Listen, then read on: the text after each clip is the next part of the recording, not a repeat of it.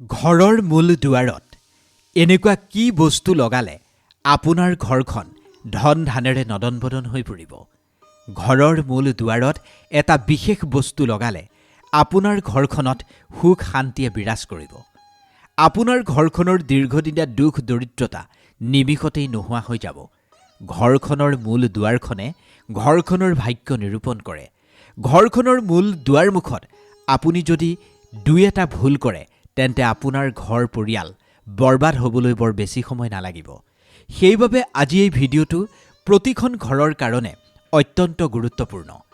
আপোনাৰ ঘৰৰ মূল দুৱাৰমুখতো যদি কেইটামান ভুল হৈ আছে তেন্তে এই ভিডিঅ'টো চোৱাৰ পিছত আপুনি নিজকেই শুধৰণি কৰাই লওক। ঘৰখনৰ মংগলৰ কাৰণে মূল দুৱাৰখন সদায় বহুত বেছি গুৰুত্বপূৰ্ণ। ঘৰখনৰ আৰ্থিক উন্নতি প্ৰগতিৰ কাৰণে আজিৰ এই ভিডিঅ'টো প্ৰতিখন ঘৰৰ কাৰণেই হ'ব অত্যন্ত গুৰুত্বপূৰ্ণ।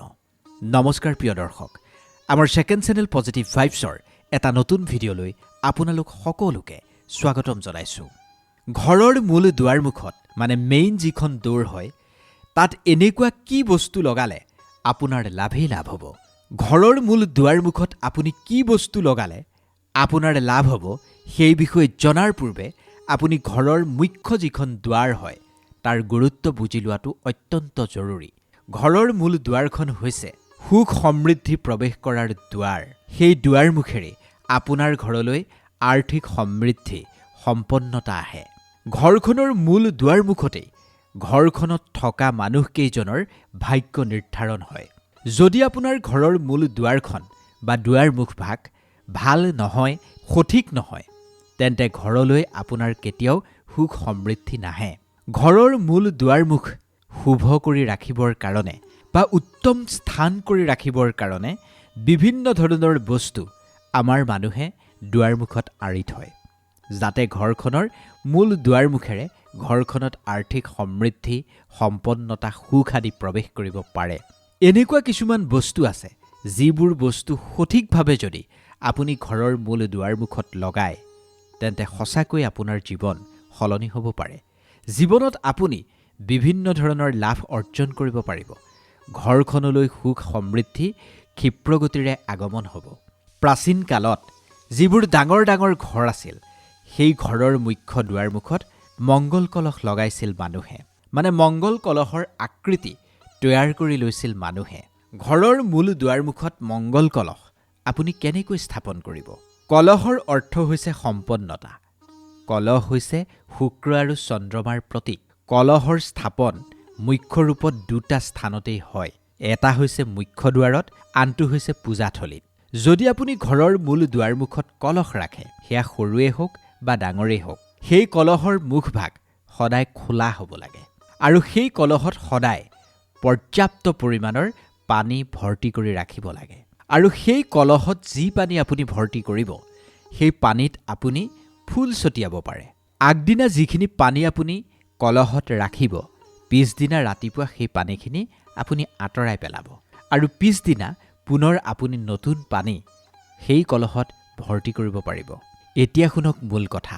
ঘৰৰ মূল দুৱাৰমুখত যদি আপুনি কলহত পানী ভৰ্তি কৰি ৰাখে তেতিয়া আপোনাৰ ঘৰখনলৈ সম্পন্নতা আহিব আৰু কোনো ধৰণৰ নেতিবাচক শক্তিয়ে আপোনাৰ ঘৰখনত প্ৰৱেশ কৰিব নোৱাৰে। সেই কলহ ভৰ্তি পানীয়ে হাজাৰ নেতিবাচক শক্তিক আপোনাৰ ঘৰখনত প্ৰৱেশত বাধা দি ৰাখিব। এতিয়া বহুতেই ঘৰৰ মূল দুৱাৰমুখত আমডালি আঁৰি ৰাখে। কিছুমানে অশোক পাতৰ মালা বনাই ঘৰৰ মূল দুৱাৰমুখত ৰাখে। প্ৰাচীন কালৰে পৰা ঘৰৰ মূল দুৱাৰমুখত এইখিনি অঁৰাটো একেবাৰেই পৰম্পৰাৰ দৰে আছিল। বিভিন্ন উৎসৱ পাৰ্বণতো যাতে নেতিবাচক শক্তিয়ে প্ৰৱেশ কৰিব নোৱাৰে, ঘৰখন যাতে সুখ সমৃদ্ধি আৰু সম্পন্নতাৰে ভৰি পৰে, তাৰ কাৰণে এনেদৰে আমডালি আঁৰে। কিছুমানে অশোক পাতৰ মালা বনাই আঁৰে, কিছুমানে ফুলৰ মালা আঁৰি ৰাখে। আজিকালি বহু মানুহৰ ঘৰত ডিজাইনাৰে প্ৰস্তুত কৰা আমডালিয়েই হওক, অশোক পাতৰ ডালিয়েই হওক বা ফুলৰ মালা ঘৰত আঁৰিবলৈ বনাই ৰাখে।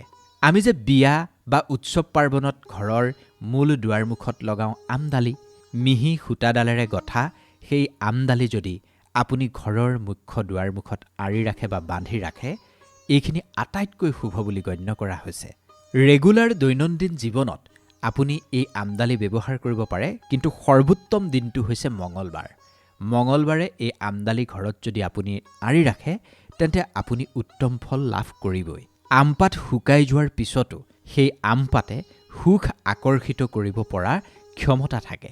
আমপাতৰ সেই বিশেষ সুগন্ধিৰে মানুহৰ মনৰ চিন্তাও বহু পৰিমাণে দূৰ কৰে বুলি বিশ্বাস কৰা হয়।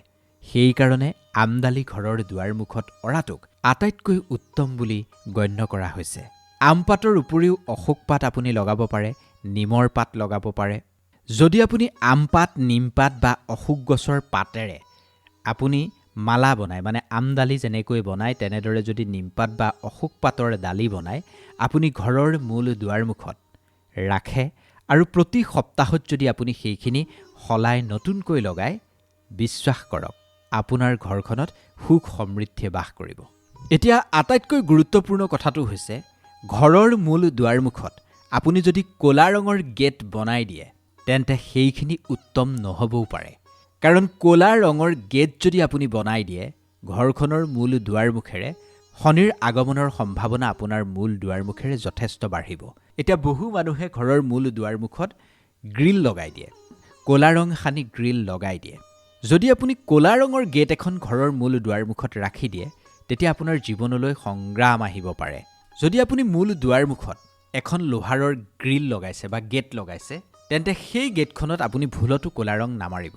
যদি আপুনি ব্ৰাউন কালাৰ কৰিছে, ৰেড কালাৰ কৰিছে, হোৱাইট কালাৰ কৰিছে, ঠিক আছে, কিন্তু ভুলতো আপুনি ক'লা ৰং নকৰিব। ব্ৰাউনতকৈও পাৰিলে আপুনি ৰেড কালাৰ কৰিব, ব্লু কালাৰ কৰিব, হোৱাইট কালাৰ কৰিব, এইখিনি সৰ্বোত্তম হ'ব। কিন্তু ভুলতো আপুনি ক'লা ৰং নাসানিব। এতিয়া বহু মানুহৰ ঘৰৰ মূল দুৱাৰমুখৰ ওচৰত এখন ক'লা ৰঙৰ গেট থাকে, গ্ৰিল থাকে, সেইখনত বহুতেই ক'লা ৰং সানে। আপুনি কিন্তু ক'লা ৰং নাসানিব। হোৱাইটেই সানক, ৰঙাই সানক, ব্লুৱেই সানক, কিন্তু ভুলতো ক'লা ৰং নাসানিব। ক'লা ৰং সনা মানে মূল দুৱাৰমুখেৰে শনিৰ প্ৰৱেশৰ সম্ভাৱনা বহুত বেছি হ'ব।